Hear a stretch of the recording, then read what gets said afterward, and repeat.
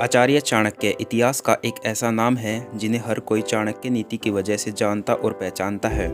चाणक्य एक ऐसे व्यक्तित्व के स्वामी थे जिनकी नीतियों यानी कि चाणक्य नीति का आज भी लोग पालन करते हैं। ऐसा कहा जाता है कि आचार्य चाणक्य से बड़ा राजनेता आज तक कोई हुआ ही नहीं। चाणक्य एक दूरदर्शी, दृढ़ संकल्प वाले और विद्वान व्यक्ति थे। वे अर्थशास्त्र, राजनीति और कूटनीति के आचार्य थे। तो आज की इस वीडियो में हम आचार्य चाणक्य के बारे में जानेंगे कुछ बहुत ही रोचक तथ्य जिनके बारे में शायद ही आपने पहले कभी सुना या पढ़ा होगा।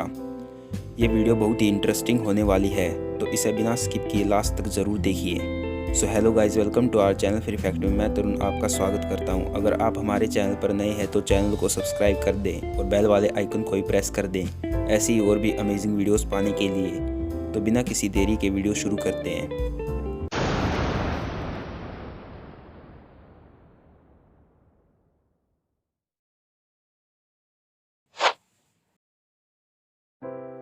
आचार्य चाणक्य का जन्म 371 ईसा पूर्व एक घोर निर्धन परिवार में हुआ था।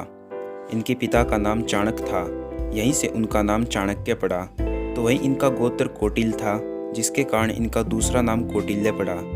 इसके अलावा इनका एक और नाम था, शायद आपको पता हो। इनका जो असली नाम था वो इनके माता पिता ने विष्णुगुप्त रखा था। विष्णुगुप्त यानी आचार्य चाणक्य जब पैदा हुए थे तब उनके मुंह में केवल एक ही दांत था। इस बात को देखकर जैन मुनि ने यह भविष्यवाणी की थी कि यह लड़का बड़ा होकर राजा बनेगा। लेकिन इस बात को सुनकर चाणक्य के माता पिता घबरा गए और कहा कि उनका पुत्र एक जैन मुनि या फिर आचार्य बने। तो फिर जैन मुनि ने कहा कि अगर आप ऐसा चाहते हो तो फिर आप इसके दांत को निकाल दें, ये राजा का निर्माता बनेगा। राजनीति में आचार्य चाणक्य की रुचि बचपन से ही थी। उन्होंने 26 वर्ष की आयु में अपनी समाजशास्त्र, अर्थशास्त्र और राजनीति की शिक्षा पूरी की और नालंदा में शिक्षण के रूप में कार्य भी किया। वे राजतंत्र के प्रबल समर्थक भी थे। चाणक्य को दवा और खगोल विज्ञान का भी पूरा ज्ञान था और सबसे बड़ी बात कि उन्हें समुद्र शास्त्र में महारत हासिल थी, जिसके कारण वे किसी भी व्यक्ति के चेहरे के हाव भाव को देखकर ही बता देते थे कि सामने वाला क्या सोच रहा है। अध्यापक बनने के बाद आचार्य चाणक्य पाटलिपुत्र चले गए। वहां जाकर वे मगध साम्राज्य के नंद वंश के न्यायालय में विद्वान बने। लेकिन एक दिन चाणक्य और राजा धनानंद के बीच लड़ाई हो गई, जिसके बाद राजा ने उन्हें भरे दरबार में अपमानित कर दरबार से बाहर निकाल दिया। इस बात से वे इतने आघात हुए कि उन्होंने उसी समय अपनी चोटी खोल दी और कहा, जब तक मैं नंद साम्राज्य का नाश न कर दूं तब तक चोटी नहीं बांधूंगा। उसके बाद आचार्य चाणक्य की मुलाकात चंद्रगुप्त मौर्य से हुई।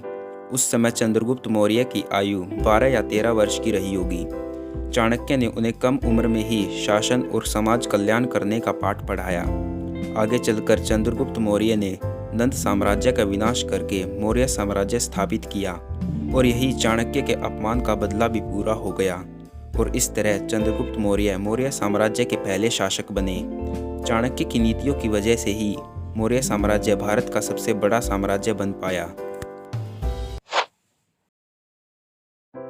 आचार्य चाणक्य चंद्रगुप्त मौर्य के भोजन में थोड़ा थोड़ा जहर मिलाया करते थे ताकि दुश्मन के जहरीले हमलों का उन पर कोई असर ना हो। एक दिन चंद्रगुप्त अपनी रानी के साथ खाना खा रहे थे, जो उस समय 9 महीने की गर्भवती थी। लेकिन खाने में जहर होने की वजह से उनकी मृत्यु हो गई। लेकिन अब आप यह सोच रहे होंगे कि रानी के साथ साथ पेट में जो बच्चा था वह भी मर गया होगा। लेकिन यहाँ चाणक्य की बुद्धिमानी से बच्चा बच गया, क्योंकि चाणक्य ने उसका पेट काटकर बच्चे को बचा लिया और इस बच्चे का नाम बिंदुसार रखा गया। चाणक्य हमेशा कहते थे कि महिलाओं पर भरोसा नहीं करना चाहिए, क्योंकि उनके अनुसार वे कम नैतिक चरित्र और झूठ बोलने वाली होती हैं। लेकिन चाणक्य यह बात सभी महिलाओं के लिए नहीं कहते थे। उनके अनुसार एक अच्छी महिला वह है जो पवित्र हो, घर के काम में निपुण हो, अपने पति के लिए सच्ची और वफादार हो। उन्होंने कभी ऐसा नहीं कहा कि हर महिला बुरी है और ना ही कभी यह दर्शाया कि हर पुरुष निर्दोष है। आचार्य चाणक्य ने अपनी जबरदस्त नीतियों से ही सिकंदर को भारत में आगे बढ़ने से रोककर वापस लौट जाने पर मजबूर किया था। उन्होंने सिकंदर से लड़ने के लिए भारत के सभी राज्यों को एकजुट किया था। चाणक्य ने युवा लड़कियों की एक सेना भी बनाई थी जिसका नाम विषकन्या था। चाणक्य इन लड़कियों का इस्तेमाल दुश्मनों को मारने के लिए करते थे। दरअसल लड़कियों के चुंबन में जहर होता था।